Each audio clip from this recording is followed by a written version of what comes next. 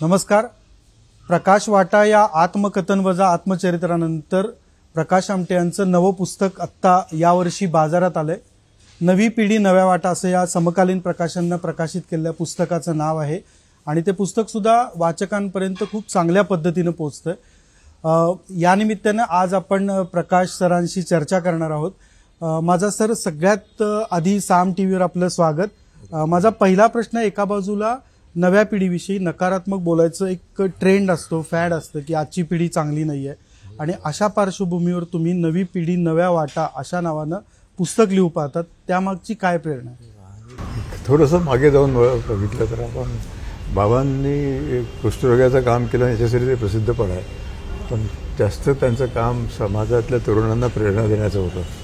म्हणजे आम्ही जेव्हा काम सुरू केलं तेव्हा आमच्याबरोबर तरुण पिढीचे काही कार्यकर्ते आले होते. काही माहिती असेल तुम्हाला, विलास मनोहर आहे, गोपाळ फुले, मराठवाड्यातले. तर त्याच्याने हे काम उभं राहिलं आणि आम्ही जसं कामात पडलो तसं मीडियापासून लांबच होतो. तरी पण काम सुरू होतं. निवडक लोक यायची आणि नवीन नवीन कार्यकर्ते मिळत गेले आमच्या वयाची, आणि मग ते काम असं चालू होतं, वाढत गेलं. शाळा होती, म्हणजे पहिले दवाखाना होता, मग शाळा झाली, मग शेती सुधारणा आहे, मग व्यावसायिक शिक्षण, प्राणी संग्रहालय, असं एकातून एक असं निर्माण होत. याला वेगवेगळ्या क्षेत्रातले तरुण येऊन मदत करायला आमच्या दोघांबरोबर होते. त्यातच आमच्या मुलांचा जन्म झाला आणि ते हेमलकशाच्या वातावरणात वाढले, अनिकेत आणि दिगंत. आणि सुरुवातीचं शिक्षण त्यांचं आदिवासी शाळेत त्यांच्याबरोबर झालं आणि मग आता उच्च शिक्षणासाठी त्यांना बाहेर जाणं भाग होतं. मोठा मुलगा दिगंत, त्याला वर्धेला मेडिकल कॉलेजमध्ये प्रवेश मिळाला, तो डॉक्टर झाला. आणि सगळ्यात महत्त्वाचं म्हणजे ज्यावर्षी जो MBBS झाला त्यावर्षी हेमलकशाला 25 वर्ष पूर्ण झाले होते. आणि ते कसं अनौपचारिक रौप्य महोत्सव हेमलकशाला घेतला होता. बाबा नर्मदा बचावला होते, तिथून आले होते बडवानीला, तर तिथून आले होते. आणि मग तो बाबांच्या खोलीत गेला आणि बाबांना म्हणाला की माझं आता शिक्षण पूर्ण होते, माझी इच्छा आहे की माझ्या आईबापाच्या कामात सहभागी व्हावं. तर ते बाबांना भरून आलं असं, म्हणजे की न मागता न सांगता आपला नातू आपल्याला आपल्या हयातीमध्ये शब्द देतो आहे. तर बाबा असे जरा जुन्या वळणाचे होते. ते म्हणाले, तू या खोलीमध्ये मला सांगण्यापेक्षा संध्याकाळी तुम्ही ठेवलेला रौप्य महोत्सवाचा कार्यक्रम आहे, तर त्या जनतेसमोर तू हे जाहीर कर. त्यांना असं वाटतं की आता गैरसमज असेल की पब्लिक समोर जे कमिट करतो ते पाळायला पाहिजे. मग त्यांनी संध्याकाळी ते जाहीर केलं आणि मग सगळी सभा सुद्धा अगदी भारावून गेली आहे, सगळे ओव्हरवेल्म ज्याला म्हणतो आपण. आणि असा त्याचा निर्णय झाला. मग ते शिक्षण पूर्ण करून तो आमच्या दोघांबरोबर आला. त्याचं लग्न व्हायचं होतं, म्हणजे त्याला काही प्रेमविवाह आमच्यासारखा करता आला नाही, पण समाहो आईच्या मागे लागलं की मला MBBS मुलगी मिळाली तर चांगलं होईल, जंगलात काम करायला कन्सल्टेशनही होतं ते. आणि मग मॅरेज ब्युरोच्या थ्रू म्हणजे पुण्याचे सहभाग आहे, रोहिणी मासिक, त्याच्या थ्रू त्यांनी जी हे दिली, त्याची माहिती दिली. 2 वर्षात तसं काही फारसं कोणी अप्रोच झालं नाही, पण नंतर गोव्याहून फोन आला आणि मग अनघा साधले म्हणून मुलीची आई बोलली की माझ्या मुलाने हे वाचलेलं आहे वगैरे. तर मग ते असं एनिवे त्या दोघांना पुण्याला भेटायला सांगितलं आणि त्या दोघांची वेवलेन जमली. आणि ती आमच्या नशिबाने आणि आदिवासींच्या नशिबाने ती गायनेकॉलॉजिस्ट आहे. आमच्या MBBSची अपेक्षा होती. आम्ही दोघं काही गायनेकॉलॉजिस्ट नव्हते. डिलिव्हरी करायचं काही वेळेला डिस्ट्रक्टिव्ह सर्जरी पण करावी लागायची, पण ती गायनेकॉलॉजिस्ट 2003ला लग्न झालं आणि तेव्हापासून दवाखान्यात अशी अडलेली बांधती आली तर मंद अनस्थेटिस्ट आहे, ती अनस्थेशिया देते आणि ती सिझेरियन करते, असं आपोआप घडून आलं. म्हणजे दोघं आमच्याबरोबर काम करायचे आहे. बघतात आम्ही लक्षात आलं की आता हे इतक्या त्या आत्मीयतेने निष्ठेने काम करतात, तर हळूहळू आम्ही जबाबदारी त्यांच्यावर टाकली आणि संपूर्ण दवाखान्याची जबाबदारी दिगंत आणि अनघा यांनी आपल्या शिरावर घेतली. आणि मग यांना काम करायला तरुण पिढी, तर आजकाल म्हणजे आमच्या वेळेला तर 22 वर्षे वीज नव्हते, टेलिफोन नव्हतं, पण आता फेसबुक आहे, अमुक आहे, त्याच्यात त्यांच्याबरोबर काम करायला वर्षासाठी किंवा काही परमनंट असे कार्यकर्ते मेडिकल आणि पॅरामेडिकल तर हे दवाखान्यासाठी सुद्धा मिळाले आणि मिळतात आहे. तर हे मुलांच्या बद्दल झालं. आणि मग अनिकेतनी शाळेची जबाबदारी, तो पुण्यात शिकला आणि मग येऊन त्यांनी शाळेची जबाबदारी, मग समीक्षा पुण्याचीच आहे, त्यांचा प्रेमविवाह झाला आणि त्या दोघांनी मिळून पहिले आमच्याबरोबर काम केलं आणि मग संपूर्णपणे जबाबदारी शाळेची उचलली आहे. त्यांनी शाळेची प्रगती त्यांनी खूप म्हणजे तरुणांच्या सहकार्याने वाढवलं आहे. म्हणजे शाळेची क्वालिटी ऑफ एज्युकेशन, ॲक्टिव्हिटीज वाढल्या. आणि मग अनिकेतने मग ग्रामविकास करायचा म्हणून ते 30 गावात तलाव केलेत. म्हणजे नुसतंच आता शाळा आणि दवाखाना करण्यापेक्षा आता आणखी पुढे जावं हे त्यांच्या कल्पना. आणि दवाखान्याच्या दृष्टीने यांनी गावागावामध्ये सेंटर्स उघडले, पॅरामेडिकल्स तयार केले, प्रीनेटल चेकअप म्हणजे प्रसूतीपूर्व तपासणीचे क्लिनिक सुरू केले. असं करत करत ते तरुणांच्या भरोशावर म्हणजे शहरातल्या आदिवासी मुलं जे शिकलेले आहेत त्यातले काही, त्याच्यामुळे एक टीमवर्क तयार झालं. तर या कामाची माहिती व्हावी जगा, ते लोकही असे फार असे मीडियाच्या जवळ नाही आहेत फारसे. पण मग ते अवधानी आणि सुहास कुलकर्णी यांना असं वाटलं की प्रकाश वाटा खूप लोकांनी वाचलं, त्याच्यातून बऱ्याच जणांना प्रेरणा मिळाली. तर यांच्या कामाची माहिती व्हावी लोकांना आणि जास्त असे जागृती व्हावी, आपलं समाजाबद्दलचं ऋण फेडायची संधी आहे. तर हे आमच्या प्रकल्पाबद्दल झालं. आणि या कामातून तू जसं म्हटलं की बाकीच्या ठिकाणी NGOजचं काय, तर बाबांच्या प्रेरणेतून आणि आमच्या कामातून संस्था उभ्या राहिल्या बऱ्याच ठिकाणी. म्हणजे कामाची कॉपी नाही करता येत जसं त्यांनी अशी कुठेतरी त्यांना असं ते डोक्यामध्ये समाजसेवेची जी उर्मी निर्माण झाली आणि मग आपल्या पद्धतीने ज्या ज्या भागामध्ये ज्या समस्या असतील त्याच्यासाठी संस्था स्थापन केल्या. आणि योगायोगाने आम्ही निमित्त मात्र झालो असं आपण म्हणू. पण मग HIV मुलांसाठी कामं करतील, मराठवाड्यात आहेत ते अनाथ मुलांची कामं आहेत, त्याने शेतकऱ्यांनी आत्महत्या केलेल्या पालकांची मुलं आहेत, अशासाठी बऱ्याच जणांनी संस्था सुरू केल्या आहेत. कधीतरी ते सांगतात की ते तुमच्यापासून आम्ही प्रेरणा घेतली, ते आमची काही अपेक्षा नव्हती, आम्ही फार असं सायलेंटली काम केलं. पण असं केलं की असं वाटतं की आपल्या कामाचा हा समाजावर परिणाम होतो आहे, याचं आम्हाला एक वेगळं समाधान मिळालं, याची जिची अपेक्षा नव्हती. तुम्ही तिसरी पिढी आता आमटेंची या सामाजिक क्षेत्रात आहे. तुम्ही हा मधला दुवा आहेत की तुम्ही बाबांचं कामही जवळनं अनुभवलं आणि मग तुम्ही स्वतः प्रवेश केला आणि आता तुम्ही मुलांना मार्गदर्शन करताय. काय फरक जाणवतो तुम्हाला बाबांच्या काळातल्या कामामध्ये? तुम्ही एक टप्प्यावर पुढे नेलेलं होतं आणि आत्ताची पिढी या क्षेत्रामध्ये पाय रोवण्यामध्ये काय फरक वाटतो तुम्हाला? बाबांची असे व्हिजन खूप मोठी होती. जसं बाबांचं वाचन खूप होतं, व्हिजन होती. आणि ते कॅम्प्स त्यांनी सोमनाथला सुरू केले. त्या कॅम्पचं नाव पहिल्यांदा श्रमदान छावणी होतं. ते बाबा म्हणाले की श्रमाचं दान करताना अर्ध्या तासात तुमच्या हाताला फोडं येतात. म्हणजे कुदळ पावडं हातात घेतलं होतं शहरातल्या मुलांना. आणि मग ते कसलं दान करता तुम्ही? ते श्रमाचे संस्कार व्हावे म्हणून त्याचं नाव श्रमसंस्कार छावणी. की माझ्या संस्थेतले कुष्ठरोगी काम करून त्यांनी नंदनवन फुलवलं, तर तुम्ही त्यांच्यापासून प्रेरणा घ्यावी. आणि अशी सोमनाथला भर उन्हाळ्यात 15 ते 22 मे दरवर्षी 500 ते 1000 तरुण येईल. अजूनही ती चालणी चालू आहेत बाबा गेल्यावरही. तर त्याच्यातून अनेक पक्षाचे, अनेक वेगवेगळ्या विचारसरणीचे तरुण आले आणि त्यांनी आपापल्या भागात कामं सुरू केली.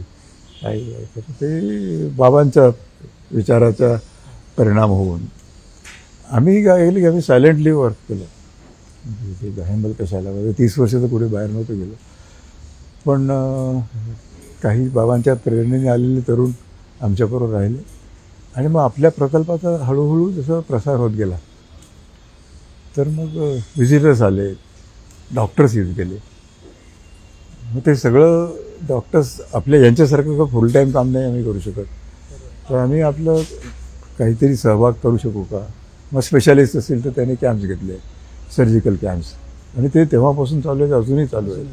हां, तर वर्षातून शेकडो सर्जरीज नागपूरचे डॉक्टर्स आहेत, आपल्या पुण्याचे डॉक्टर रणजित जगताप, डॉक्टर मांडके पण येऊन गेले आहेत. नागपूरचे रोटरी क्लबचे बरेचसे डॉक्टर्स वार्षिक रेग्युलरली कॅम्प सुरू आहेत आणि आदिवासींना त्यांच्या म्हणजे घरी एक्सपर्ट डॉक्टरची ट्रीटमेंट मिळून आणि त्यांना सुद्धा ते समाधान मिळतं की विनामूल्य असतो कॅम्प. ते आपल्या खर्चाने येतात, औषधं आणतात, शस्त्रक्रिया फुकट करतात आणि म्हणजे डॉक्टरांमध्ये पण ही जागृती होते हळूहळू. हे आमच्या प्रोफेशनमध्ये थोडंसं बदनाम झालं आहे, कमर्शियल झालं आहे, जास्त पैसे खात आहे. तर या तुलनेने मला असं वाटतं की असं एक्सपोजर झालं डॉक्टरांना आणि त्यांच्यात अशी जाणीव निर्माण झाली तर हे सुद्धा समाजातल्या दुर्बल घटकासाठी खूप फायद्याचं आहे. बरोबर. आत्ता ह्या पिढीमध्ये ज्यावेळी दिगंत अनिकेत हा. हे काम घेऊन पुढे जातात त्यावेळी तुम्हाला म्हणजे तुम्हाला मिळणारा प्रतिसाद, बाबांना मिळणारा प्रतिसाद आणि आत्ताच्या पिढीला मिळणारा प्रतिसाद यात काय फरक वाटतो? आता आमच्या वेळेस म्हटलं की ती टेक्नॉलॉजी नव्हती, त्यामुळे फार लोक असे येत नव्हते त्यावेळेला. आता दिगंत आणि अनिकेत आता आणि अनाघा आणि समीक्षा म्हणजे त्यांच्या सहधर्मचाऱ्यांनी ज्या पद्धतीने कामं करतात आहे तर थोडंसं आता व्हॉट्सअपचा वापर करायचा आहे, फेसबुक आहे, ते काही गरज पडली तर त्याच्यावर त्यांना हजारो लोकांपर्यंत पोहोचायचं आणि त्यातून त्यांना कार्यकर्ते मिळाले.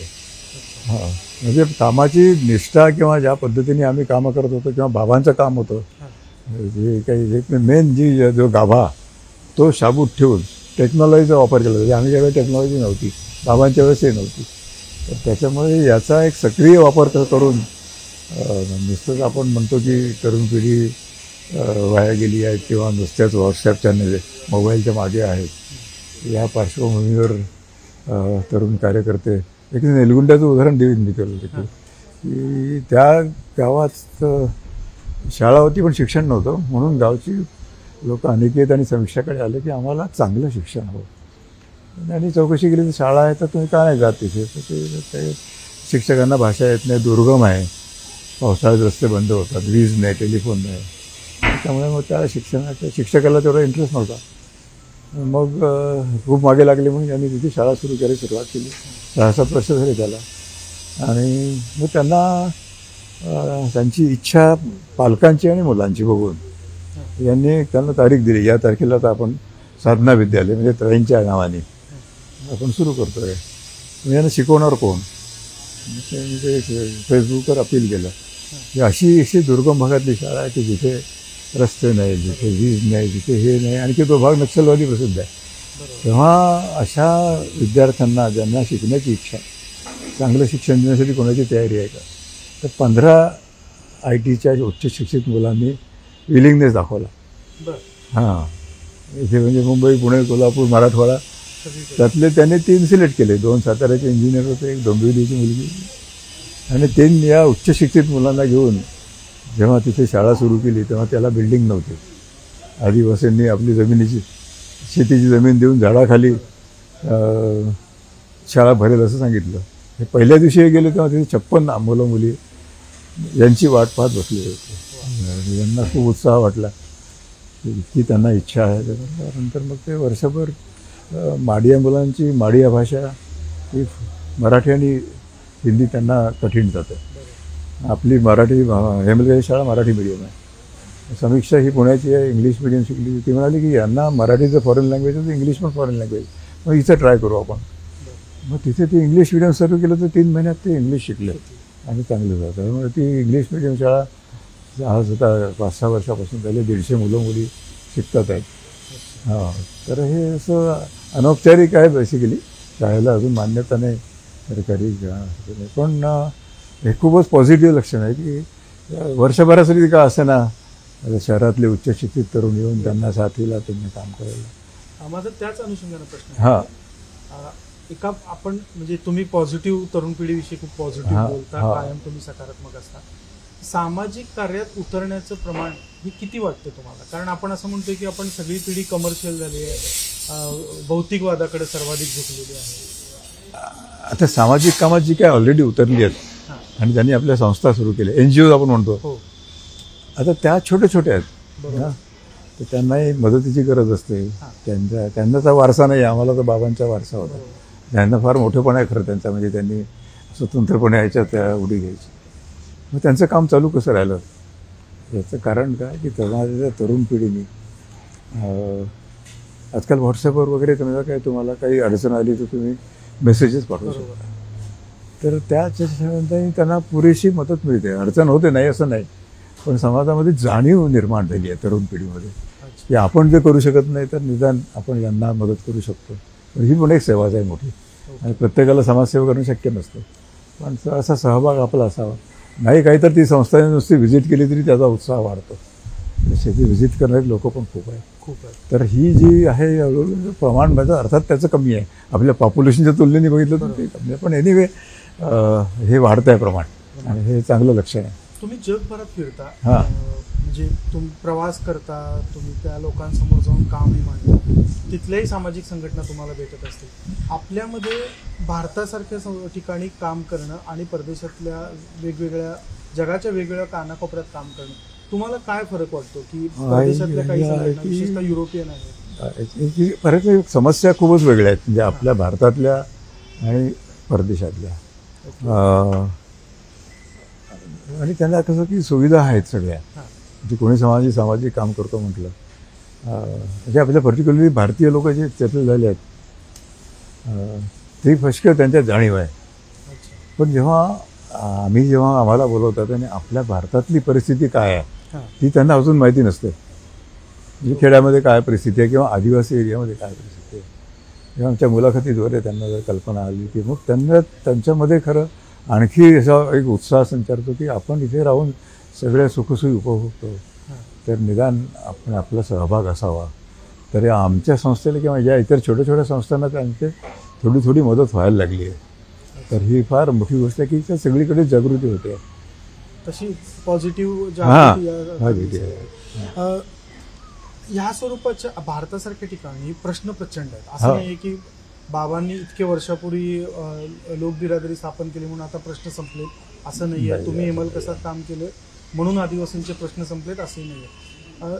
अशा स्वरूपाच्या सामाजिक संघटनांची त्या संघटना वाढण्यासाठी काय स्वरूपाच्या गोष्टी आवश्यक आहेत असं तुम्हाला वाटतं? म्हणजे एक्सपोजर खूप महत्त्वाचं आहे. आपण शहरात राहतो, सगळ्या सुखसोयी आहेत, आता तर बटनावरच आहे, घरी बसलं तुम्हाला सगळं मिळतं. पण आपला देश इतका मोठा आहे, त्या 30% असं म्हणतात की ती पॉप्युलेशन दारिद्र्य रेषेखाली आहे. तर यांचं जीवन कसं असतं हे जाणीवपूर्वक बघायला पाहिजे. आणि हे बघितल्यावर आपल्या जीवनावर त्याचा परिणाम होतो. आणि झालेलं आम्ही पाहिलेलं आहे की आपण सगळं असताना आपण तक्रारी करतो आणि जिथे असा अभाव आहे सुखसुविधांचा आणि तरी लोक तक्रारी करत नाहीत, त्यांचं जीवन जगतात आहेत. तर आपण त्यांच्यासाठी काहीतरी केलं पाहिजे. ही जाणीव निर्माण होणं, याच्यासाठी व्हिजिट देणं महत्त्वाचं आहे. म्हणजे तशा संस्थांना किंवा अशा भागाला जाऊन हे खूप महत्त्वाचं आहे आणि त्याचा पुष्कळ मोठा परिणाम होतो. माझा अगदी शेवटचा प्रश्न आहे. तुम्ही बोलत होतात की व्हिजिट देणं आवश्यक आहे. तुमच्या दृष्टीनं आज या क्षेत्रात येऊ पाहणाऱ्या किंवा सामाजिक जाणीव असलेल्या तरुणीसाठी काय संदेश आहे? नवी पिढी नव्या वाटा हे पुस्तक हा एक संदेश आहे, त्याच्या पलीकडे जाऊन आणखी काय सांगतो? नाही, माझा तर आहे की जगातले जे काही समस्या आहे, पर्यावरणाचा नाश केलेला आहे आपण आणि त्याचे जे परिणाम निसर्ग आपल्या परीनं संदेश देतो आहे. आता काय ढगफुटी हा शब्द खूप ऐकायला लागलो आपण गेल्या 2 वर्ष आधी नव्हतं एवढं. नाही का, विजा कडकतात आणि माणसं मरतात, लँडस्लाईड्स मोठे मोठे असे पर्वत असतात आहे, गावाच्या गावं वाहून गेलेले आपण ऐकतो. तर पर्यावरणाचा जो आपण सगळे बॅलन्स न ठेवता नाश करतो आहे त्याचे दुष्परिणाम हे आपल्या विकासामुळे होतात आहे. म्हणजे अति जलद विकास, त्याचा बॅलन्स नाही ठेवला आपण. तर तरुणांनी आपल्या गरजा कमी ठेवाव्या. म्हणजे गरजामुळेच तुम्हाला ते जास्त पर्यावरणाचा नाश होतो. गरजेपुरतं तुम्ही आपलं कमवा, चांगलं जीवन जगा, त्याच्याबद्दल काही वाद नाही, हक्क आहे प्रत्येकाचा. पण मग त्याने जर लिमिट नाही ठेवली तर मग त्याच्यासाठी निसर्गावर खूप प्रेशर येतं, लोड येतं. पॉप्युलेशन कंट्रोल केली पाहिजे, त्याचा पण एक निसर्गावर खूप लोड येतो. तर ह्याच्यासाठी जागृती तरुणांमध्ये झाली पाहिजे की आपण आपल्या गरजा जर मर्यादित ठेवल्या. आणि आज वृक्षतोड वगैरे जे होते आहे तो गुन्हा म्हणूनच आपण समजलं पाहिजे. जसं त्याचं पर्यावरणाचं जितकं संवर्धन करता येईल ते करावं, पण नवीन वृक्षाची लागवड करून ते जगवावे. हा एक मोठी समाजसेवा आहे. म्हणजे पूर्ण जगासाठी हा संदेश आहे. जोपर्यंत तुम्ही जंगल वाढवणार नाही, पर्यावरणाचं संवर्धन करणार नाही, म्हणजे असे डिझास्टर्स वाढत जातील.